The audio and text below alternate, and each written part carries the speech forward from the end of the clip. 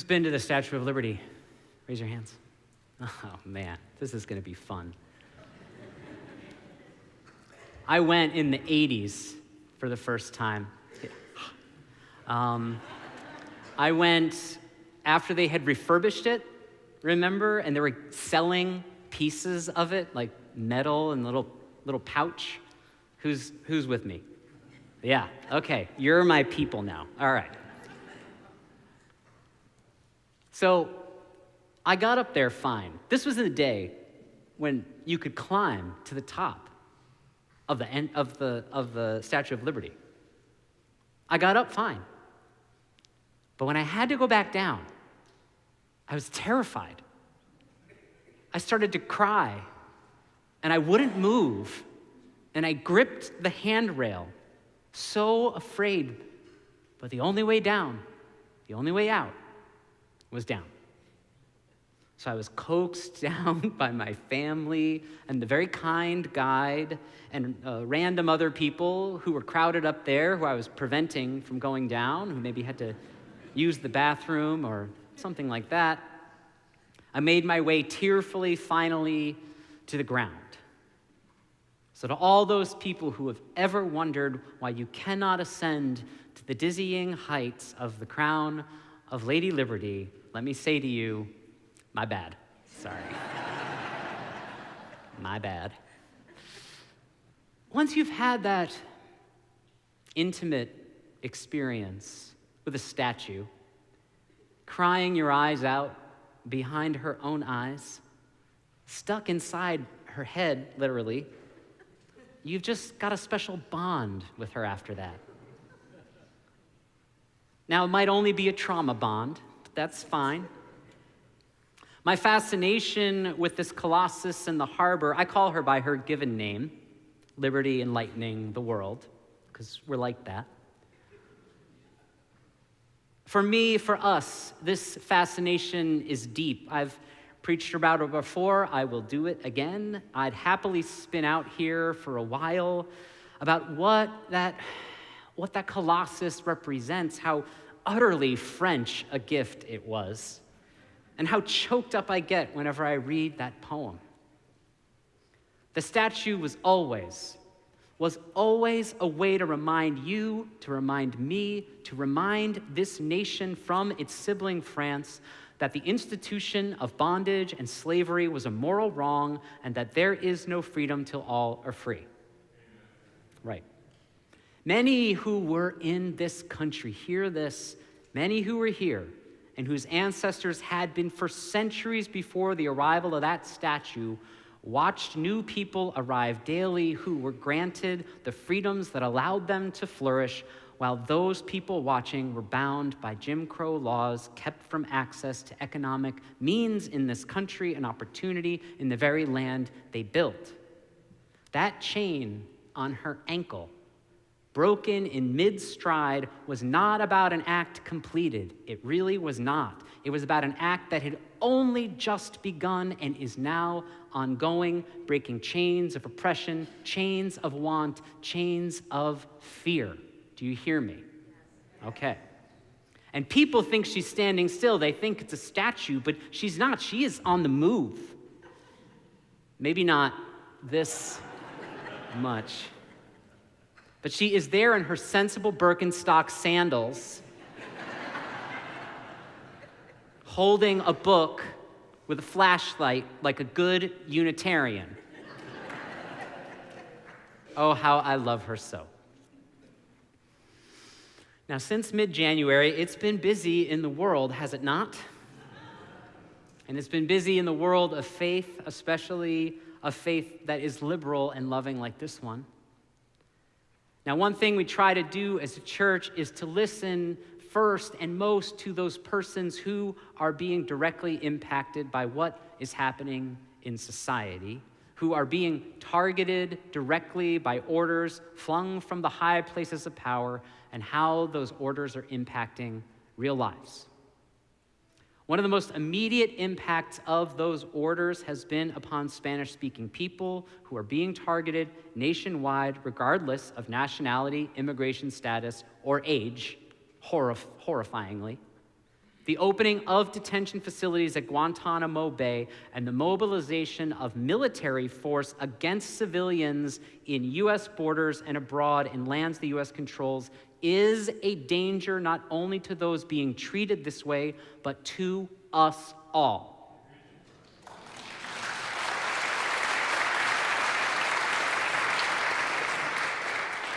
When the military is being used to police civilians, we speak up.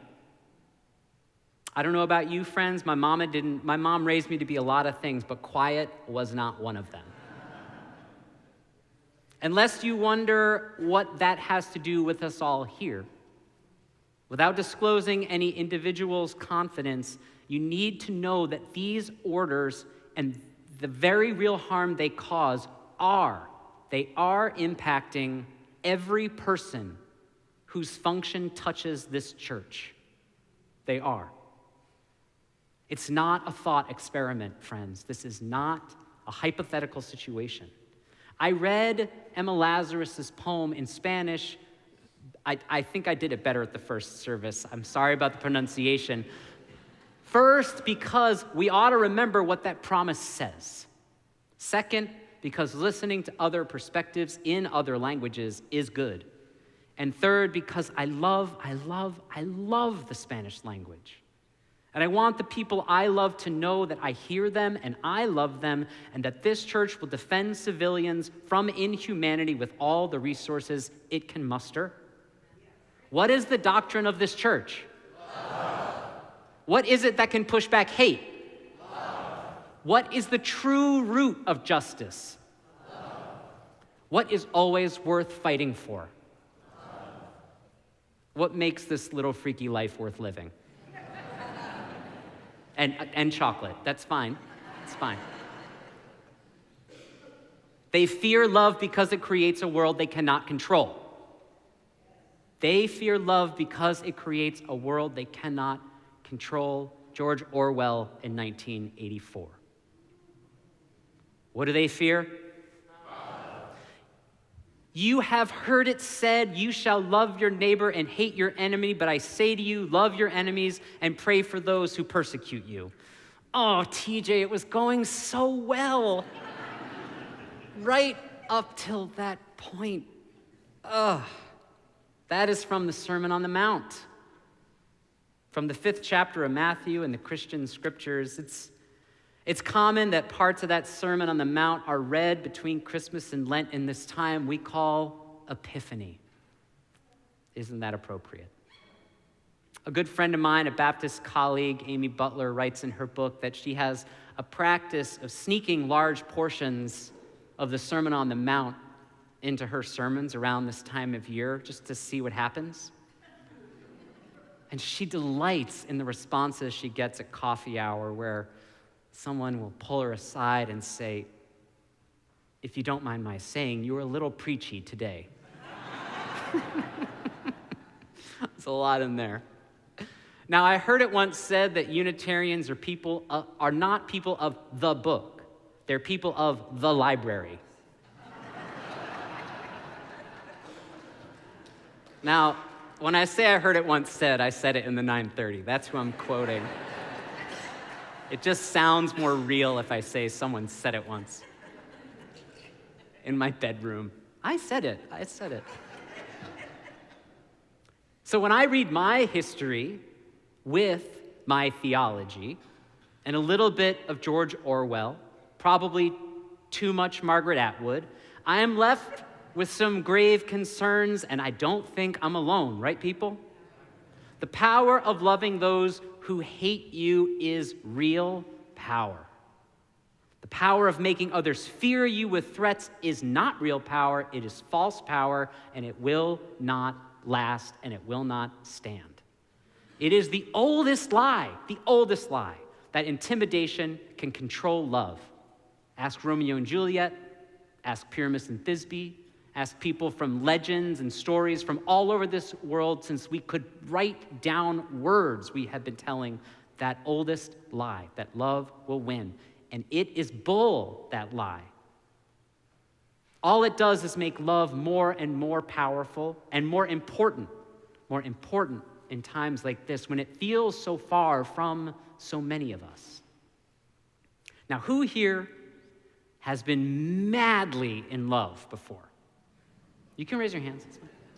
Yeah, all right. You are my people. I mean, like had it bad. All right. Now, I know cooler heads and life coaches will tell you that it's just some kind of obsession. But friends, my friends, I am here to tell you that that madly in love state is what we need to be falling into now. I don't mind saying it. I am madly in love with this nation. I might have the hots for the Statue of Liberty. I get it. She's so statuesque.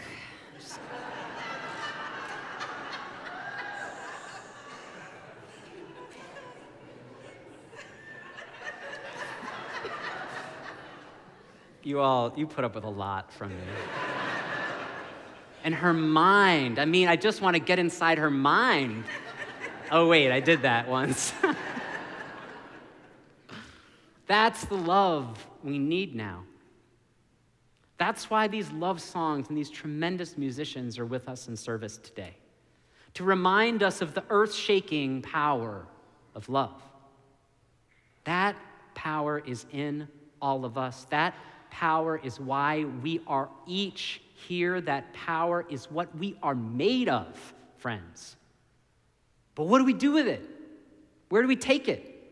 I am so glad you asked. So glad. Here are some places to start. The halls of power, the courts of law, and the streets, your streets of the people. Hear that? Let's start with the halls of power. Who has talked to your legislator this week? Raise your hand. Nice. Good. Here we go. Do you know your legislators? Yes. All right, good. Are they in your phone under legislator? Yes. No, okay. Some people got some work to do. That's good. Now, here's the question. Do you know which staff members of those legislators are responsible for which parts of that legislator's job? Oh, good. You've got some work to do. We're not all there yet. I'm just saying, why wait? These are your elected representatives. Figure it out. Just ask. But if you want to make a louder noise than your cell phone in the halls of power, I invite you to maybe sing a few protest songs with us, because I will see you at the Capitol with Reverend Aaron Walter and a few of our friends on March 16th, 17th, and 18th. We're going to go down to Austin. We're going to go with our neighbors from Friendship West Baptist Church, because going with company is that much more fun. We're going to show people what love looks like in public, and we are the ones who love the people who are being targeted, that we are the ones who love our neighbors enough to come with them, that we are the ones who love ourselves, who love our faith, and we are not going anywhere soon. Links to that registration are in the DU on the church website. Please register early, because part of resistance is good planning. And also, that's how you're sure to get a t-shirt. Someone told me part of resistance is having the right t-shirt. I don't know if that's true. So that is the halls of power. Where to start? Next, courts of law. Sue people, not just because it's fun. Not just because it's fun, but because it's important for someone you love. Check. We did that this week. The Unitarian Universalist Association and its 1,000 churches joined other faith traditions as plaintiffs against the current administration to halt immigration enforcement actions in places of worship. Check.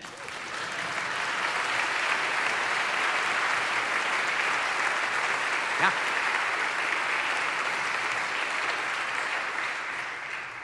We'll see you in court. We are keeping closely advised on the progress of that case, but you could be a plaintiff too.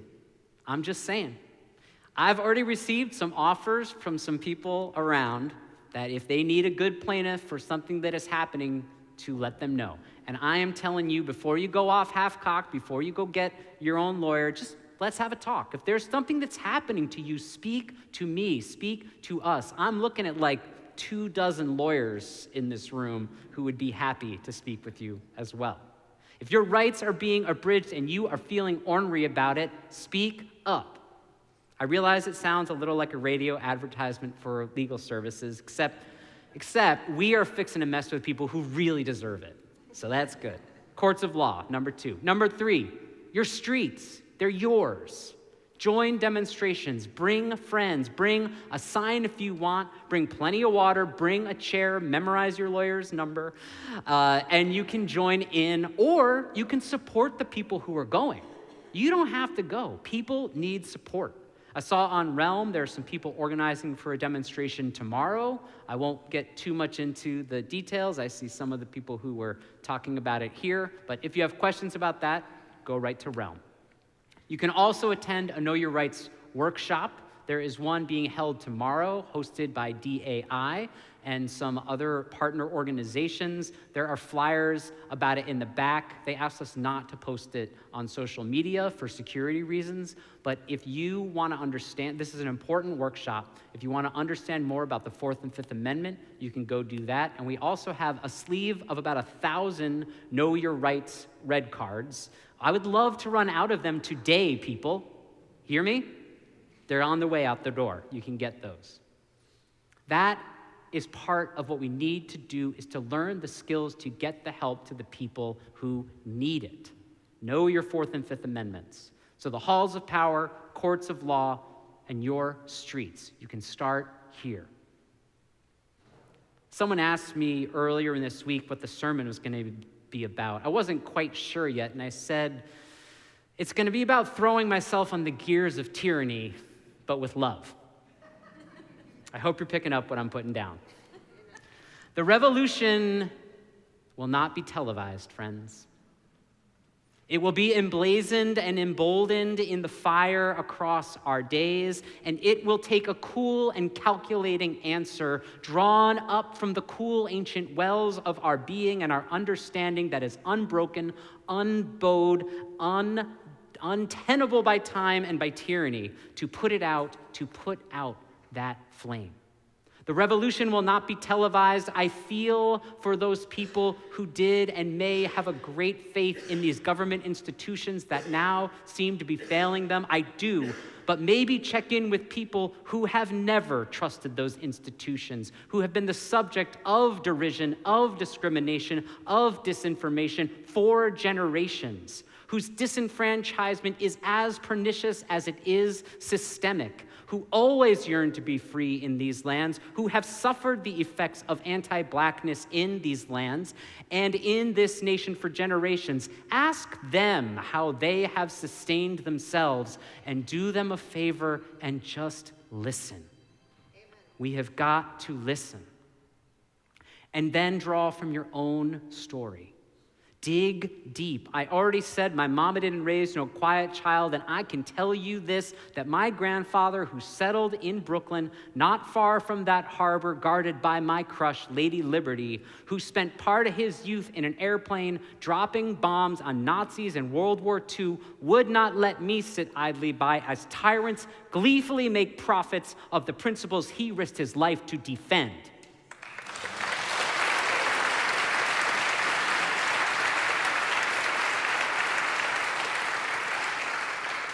What in your story is giving you life? If you don't feel at home in this country right now, if you feel like a stranger in a strange land, you might have more in common with an immigrant than you thought. If you don't like people telling you what they know better how to raise your child, that what books ought to be in the libraries you go to, and what you can do with your body, you might have more in common with trans people. You might have more in common with people seeking abortion care. You might have more in common with parents who are trying to raise their children in peace when they have learning differences than you think. If you think that diversity means beauty and strength, if you think that equity means flourishing for all, if you think that inclusion is the divine order of things, you might have more common with people who proclaim the worth and dignity of all than you ever thought, right?